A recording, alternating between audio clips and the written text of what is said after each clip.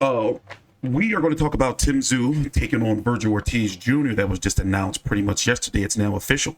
But first, before we get into it, my colleague Big J would like to recognize Anzac Day, which is the equivalent to our Memorial Day over here in the States. So, Big J, take it away. Yeah, g'day guys.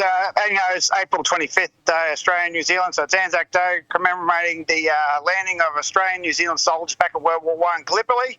And basically it's morphed into pretty much a Memorial Day for all soldiers that have paid all servicemen, not just soldiers, Navy and airmen as well, that have paid the ultimate sacrifice in the defence of Australia and New Zealand.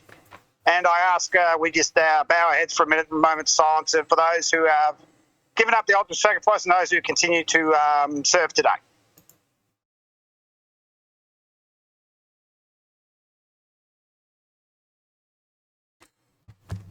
All right, lest we forget, guys. All right, so happy Anzac Day 2024. All right, so let's get into it. Earlier today, in New York, right now it's 9:45 p.m. Eastern Standard Time. April the 24th, at about 1 p.m. today Eastern, there was a press conference led by Matchroom Promotions and Riyadh Season, who are the financiers, basically who we're calling the Saudis, the Excellency Turkey Al Sheikh. If you have been living under a rock, then let me let you know that there's been a big movement and a big infusion of money into boxing via Saudi Arabia. And basically they have something called Initiative 2030, where they want to be the Vegas of the Middle East. They want to be bigger than Dubai, and they're pumping a whole lot of money into the economy. Now, they first popped on the scene with Anthony Joshua taking on Andy Ruiz in a rematch. And I remember there was a lot of apprehension from boxing fans, because we were like, how are they going to build an arena in the desert in less than 3 months? It was some old short period of time, and guess what? It worked out. Now, to fast forward, they have since put on Tyson Fury versus Francis Ngannou, Anthony Joshua versus Francis Ngannou, Deontay Wilder versus Joe Parker versus Zhilei Zhang, and they're keeping their fighters active. And they have another card coming up May the 18th with Tyson Fury taking on Alexander Usyk. So today they've announced that they're going to have Terence Crawford taking on Israil Madrimov for the WBA 154-pound title and the vacant the WBO interim title. Cruz taking on Jose Valenzuela. Andy Ruiz taking on Jarrell Big Baby Miller. David Morrell taking on Hot Rod Kalajdzic. Andy Cruz taking on Antonio Moran. You can expect probably a few prelim fights to be announced as well. It's going to be on August the 3rd in LA in the BMO Stadium. It's a soccer stadium over in LA that holds about 22,000 or so, likely more for boxing events. They'll have floor seats. And guess who's on the card? Tim Tszyu, former now WBO champion at 154 pounds, coming off his first defeat back on March the 1st against Sebastian Fundora, where he suffered a significant cut on the top of the head, but not the type of cut that could keep him out of action, unlike Sebastian Fundora, whose nose has been broken. So his management team is saying that he's not going to be fighting until at least November. So Tim Tszyu is going to be taking on Vergil Ortiz Jr. if Vergil Ortiz wins this weekend, the 27th, against Tomas Dulorme, a blown up 140-pounder really, fighting at 154. To put it into perspective, Terence Crawford fought Dulorme and stopped him in 2015. And Dulorme, years and years ago, was a product of basically, I want to say, HBO hyping him up.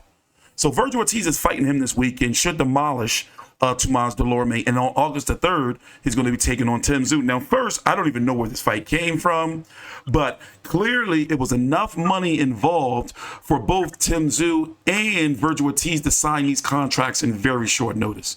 So Tim Tszyu has posted it on his page. No Limit have it. It's official. It is happening. I understand you're probably wondering where it came from, but I would not be surprised if Tim Tszyu is making a career high payday. Now, I want to read this comment here before I bring in Big J. And basically, a lot of boxing fans, Tim Tszyu fans are feeling like, hey, why are you taking this fight and not your rematch or getting your belt back? For example, somebody said, posted here, let me see, why not go for the rematch that he deserves?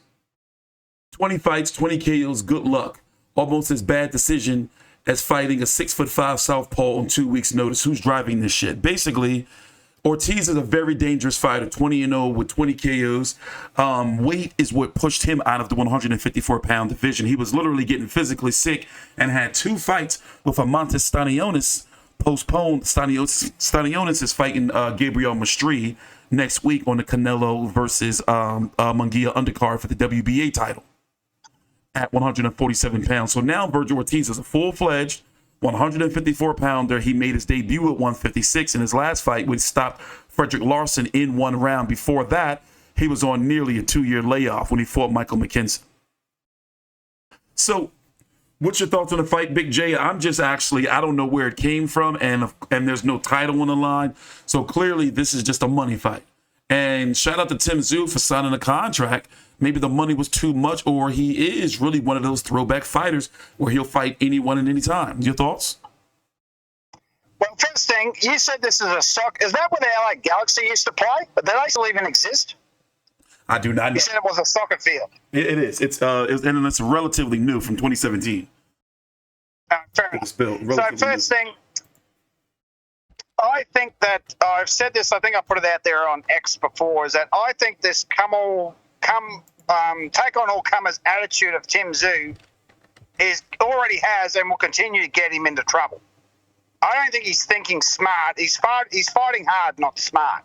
Why the hell do you need to fight Vergil Ortiz? Just yet another blown up fucking welterweight who's never fought at 154. Well, not yet, because this fight that he's having with old mate, is that a catchweight or is that actually at 154? I'm guessing this is going to be at 154, but when Vergil Ortiz last fight, his first fight at 154, well, above 147 was at 156. So that doesn't count. That's not 154. Yeah. That's 156. That's not a 154 fight. It's 156. So, yeah, I mean, as I said, he's a dangerous fighter. He's got 20 what? He's what? 20 and 0 with 20 and 1 with 20 knockouts. Stopped everybody. 20 and 0. He's knocked out everybody. And now he wants to take on Tim Tszyu, who's just coming off a very debilitating defeat, right? Even though Tim never gave up and showed guts, but once again, he fought hard, not smart. If they were smart, they would have said, bugger it. You know, stop the fight. Tim would still have the belt, and he would be fighting Crawford instead of Madrimov. How about that? So, yeah. And why is the WBO allowing an interim title fight? Like, since when can they unify title fights with real belts? Well, that sanctioning bodies bullshit. Basically, we know what it is. Even though I'm kind of glad it happened, but I know, it's their way of trying to keep the belt away from the WBO after PBC showed their hand, tried to shoehorn Sebastian Fundora versus Errol Spence in Dallas this weekend, and in this summer in a stadium. So the WBO was like, oh no, you're not going to screw us over like that. Crawford is the mandatory. Tim Tszyu lost the belt, and it's looking like we got to figure out what's going on with the rematch clause and the WBO belt, as we talked about earlier, me and you before the video, is Tim Tszyu may not even be seeing that WBO title because Crawford outlined at this press conference, the video's on the channel, is that he fights Madrimov, beats him, then he'll have the WBA and the WBO interim. Sebastian Fundora, by the way, the WBO put a letter out. I read the letter on a video a couple of days ago, yesterday I think it was. The WBO said that Fundora, when he's fit to fight sometime this fall, likely November, December, he has to fight Terence Crawford or vacate that WBO. So Crawford can have 2 belts if Fundora decides to drop it, the WBO and the WBA, if he beats Madrimov. And if he does, and Fundora does take the Saudi money, because a contract was sent to Fundora from the Saudis a week after Sebastian Fundora beat Tim Tszyu, but Samson Lukovic, the manager, handler, promoter of Fundora, said that they're not taking any offers until November till he's healed up. So Crawford, if Fundora fights Crawford, he can have and beats Fundora. He can have 3 belts to WBC, WBA, and WBO. So I guess what I'm saying is, like, where does that leave Tim Tszyu? As we talked about, he has to try to go after that IBF that Bakr and Murtazaliev has, but you got to think that he's not going to be the only one trying to go after that IBF belt because it's so highly covered. Well, exactly. Well, I heard in the last 24 hours that an offer was sent to Tim, and it didn't eventuate. I don't know how true that is, but offer what to Murtazaliev? Yeah. I mean, this is only hearsay. I don't know how true it was, but apparently there was an offer, and it's been nothing eventuated of it. There was maybe they were in talks, but nothing eventuated. I think he's crazy. Why fight? I mean, Vergil Ortiz, whether you like it or not, is you said it yourself, it's a very dangerous fight. He's respected. Yeah. I mean, to me, he's just another blown-up welterweight. So what? I mean, he never won a title or even fought one at 147. He's completely unproven at 154. And he started his career at 140. So if Tim Tszyu knocks him out in 2 rounds, what does that do for Tim? Absolutely nothing. This is a very, very high-risk fight with little to no reward, right? And if Tim loses, he's fucked. He's completely out of the picture. No, but if he beats Vergil Ortiz, it's going to be respected universally among boxing fans. You know, it's like Vergil Ortiz's name like rings bells, but as you said, it's a very dangerous fight. You know, he must be getting paid a boatload of money, you know, $3 to $5 million plus just to be able to take, like that's life-changing money. And I'm sure he didn't make that fight in Fundora because, to be very honest, the rumors are that PBC pay-per-view on Amazon flopped. And remember, we always, Fundora was coming off of a loss, and Tim Tszyu is an Australian. You know, his profile here in the States is not there yet. They're trying to get him there, but it's not there yet. As I said, he would have made a fair bit of money. I say that the pay-per-view revenue buys for main event probably would have been Tim's best against Fundora. Okay, yeah. Overseas, yes. In that Oceanic main event, yes, but here in the States, highly unlikely. No, yeah. Here in the States, unlikely, but in Australia, it would have done probably very well, if not the best pay-per-view I can see that Tim's ever done, because it was the most significant fight of his career. So, maybe not when he was taken on Thurman, but certainly when it switched to the Fundora, 2 belts on the line, people would have bought it. And it got a lot of buzz in this country, and people wanted to see it, but unfortunately, like most things, it turned to shit. So, yeah, I don't understand. If this is purely a money fight and a stay busy fight for Tim Tszyu, if that's his motivation behind it, then fair enough. That's fair enough. Major implications, though, if he loses. Yeah, he stops the high train of Vergil Ortiz, right? And I'm gathering that's what Vergil Ortiz is, because has he fought anyone of note, really? No. Has he? I don't.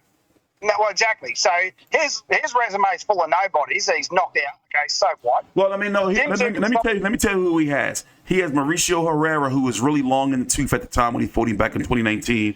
He was at the very, really end of his career. Of course, a lot of people know that Mauricio Herrera was considered to be robbed against Danny Garcia all those years ago. You know, Antonio Roscoe was a nice, solid, good step-up fight for him. He fought Maurice Hooker, got him out of there in 7 rounds, and Aglidas Kavalaskis after Crawford had fought him, and then Michael McKinson. But for the most part, Tim Tszyu would be by far the best fighter on his resume, by far. Exactly. And with Tomas Dulorme, and to take a term out of your book, Tomas Dulorme to me is a blown up 140-pounder fighting for some reason at 154 pounds. So he's doing a Stevie Spark. And by the way, also Dulorme is in his last 4 fights 1-3. Oh God. And in his last Let me see, 1, 2, 3, 4, 5, 6, 7. In his last 7 fights, he is 2, 4, and 1 draw. So let me get this right. Vergil Ortiz is having a fight at 154 against a blown-up super lightweight who's lost more fights. In his very first fight at 154 pounds, by the way, Dulorme. fucking joke. And then he thinks he's going to be able to take on the likes of Tim Tszyu. Holy shit. Yeah. So it is a dangerous fight for both of them. A fight, for Virgil. Put it this way: Vergil Ortiz, Tim Tszyu has more to lose than Vergil Ortiz, because Vergil Ortiz can say, "All right, I'm gonna go back to the drawing board. 154 is not really for me. I can move back down. He's only 26 years old, so it's a bigger, Tim Tszyu needs it more than Vergil Ortiz." Absolutely. So Vergil Ortiz is basically a weight bully beating up small little guys, right? And let's be honest, Tim Tszyu's been guilty of that as well. How many blown up welterweights has he fought? So I don't like the fight at all. I mean, if it's Tim's attitude is take on all comers, but as I said before, this has come back to bite him in the ass. I think he needs to feel smart and be like, Vergil Ortiz has absolutely nothing to offer him. Right? If it's a stay busy money fight, if he gets $3 million to stay busy, and then he'll work his way towards the Crawford fight. If that's the plan, that's actually not a bad plan. Right? That's actually pretty good. That's a pretty good plan.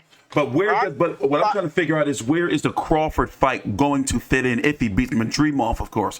Because let's say, for example, Crawford's 2024 seems to be already taken up. He's going to be fighting Madrimov in August, and then he's targeting Fundora, and then there's also bigger fights he can take. If not, it would have. I'm guessing if they can secure Fundora, then we're going to have Tim Tszyu if he beats Vergil Ortiz versus Terence Crawford if he beats Madrimov in December. I'm guessing for the WBO and the WBC. The WBO and the WBA titles. But that's all if Fundora drops that belt. The Saudis know the money fight is Crawford Tszyu, not Crawford Fundora. The Saudis know that. They're not stupid. Yeah. So the Saudis know that the biggest fight to be made at 154 is Crawford Tszyu. But there's got to be at least two belts on the line. And that would be the WBO and the WBA. Exactly. So Bakram Murtazaliev can do whatever he wants, but I still say Tim's mad, because unless you have a belt, you're not really that significant. You've got to have a belt, considering that there's 4 or 5 belts out there at the moment. So, and if Tszyu is to beat Vergil Ortiz, that will give him a nice boost here in the States among Mexican fans. It's happening in LA, and then they can build him up to take on Crawford at the end of the year. So I see where they're going with that, but once again, we're back at the beginning is Fundora going to drop that belt? The Saudis are going to throw a lot of money at him. I believe he will, because PBC don't give a rat's ass about the WBO, and Al Heyman wants the Fundora Spence fight. But also he let Isaac Cruz go. Yeah. So would the pot be too sweet for Fundora to turn down the money from the Saudis to where his team is going to be like? I mean, look what the Saudis did. They were able to bring together Frank Warren and Eddie Hearn. And what's the name of they brought over Fundora's promoter again? Samson Lukovitz.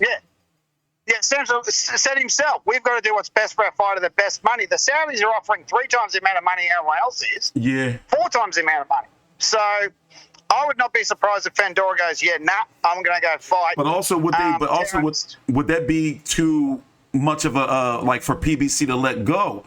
Because they got an Amazon deal and they got to fill too, Yeah, well, I mean, at the end of the day, boxing is a business, and you've got to do like my old man taught me many, many years ago. You got to go where the money is, son. If old mate, what's his name? The Saudi bloke's offering you $5 million and Al's only going to pay you $3 million. Which one do you think you're going to take? Yeah, which one do you have to take? Yeah, you got to think about your family. So here are the movers and shakers in the 154-pound division. Obviously, WBC and WBO champion is Sebastian Fundora. IBF is Bakram Murtazaliev, who finally got his shot after 3+ years defeating Magomed. Forgot the guy's name.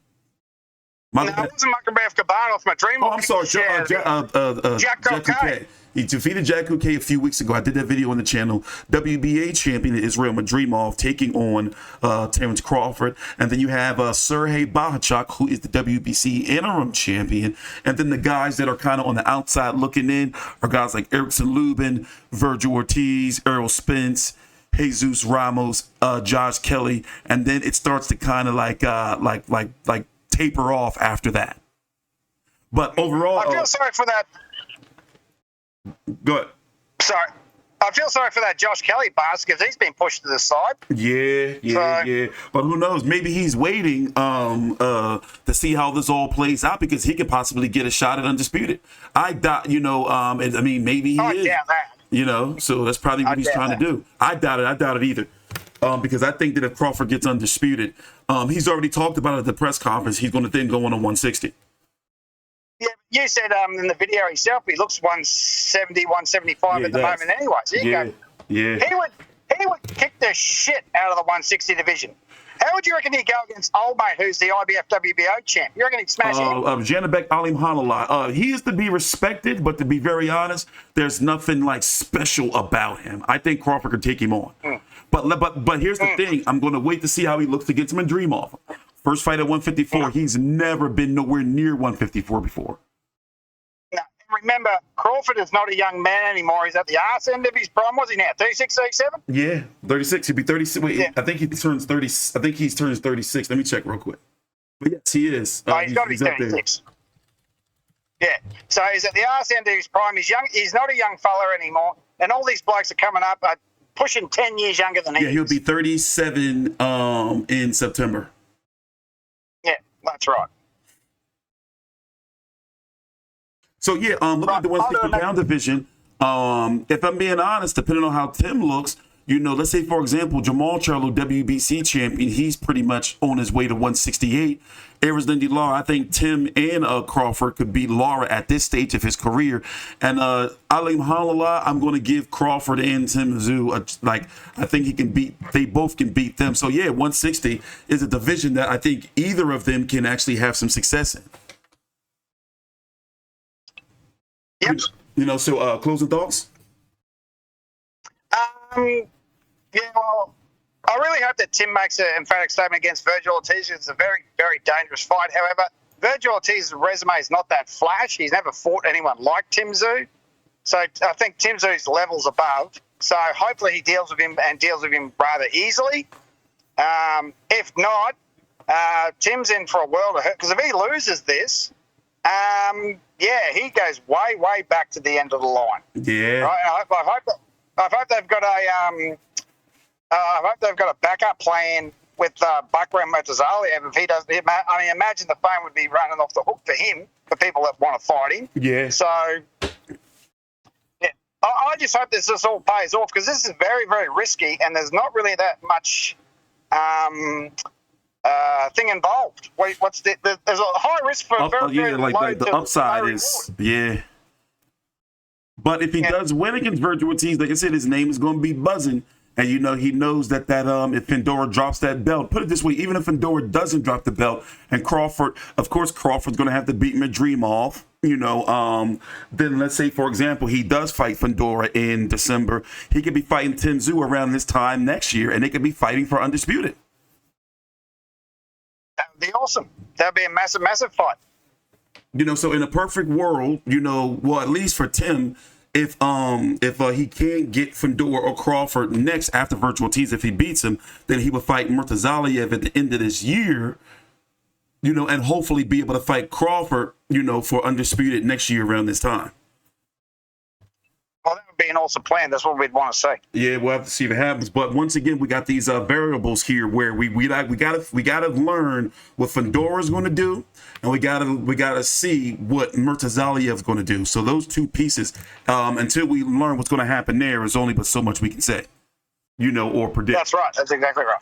But all right, with that being said, of course, we're going to be following this event. We can expect likely, because both of the fighters went at the press conference today. Tim, you want to mention, since we got a few minutes, Nikita defeated Danilo Creedy today. As you can see, Tim was there, with his brother, which is why he wasn't in New York today at the press conference. Vergil Ortiz also has camp, and of course, making weight, so he wasn't at the press conference. So I'm guessing that they're going to have a main event press conference. I don't think it's going to be in Australia. Maybe Tim will have one, and Virgil will be via satellite. But I'm expecting for them to start doing their own promotion as well for the event. Go ahead. What do you want? Yeah, they'll probably do it next. They'll probably do it next week. Yeah, Nikita, 10-round UD decision, pretty much won every round. I think knocked Creedy down a couple of times. I didn't actually see it because I was asleep. Yeah, that was about it. Pretty solid performance there by Nikita. He'll continue to move onwards and upwards. I think he said he wants to fight Wade Ryan, Colin Murtazaliev. Brock Jarvis has also been mentioned. Okay. They tried to do something the other day to hype up a possible fight between those two. But yeah, the wheels continue to spin, and we'll move on to the next thing when announcements are probably made next week. All right. Thanks for watching. Please subscribe. You can follow me at TstreeT Controversy and Big J on Twitter, or X, whatever you want to call it. I'm still going to call it Twitter, at Old Mate Big J. Thanks for watching. Drop a like. Please subscribe.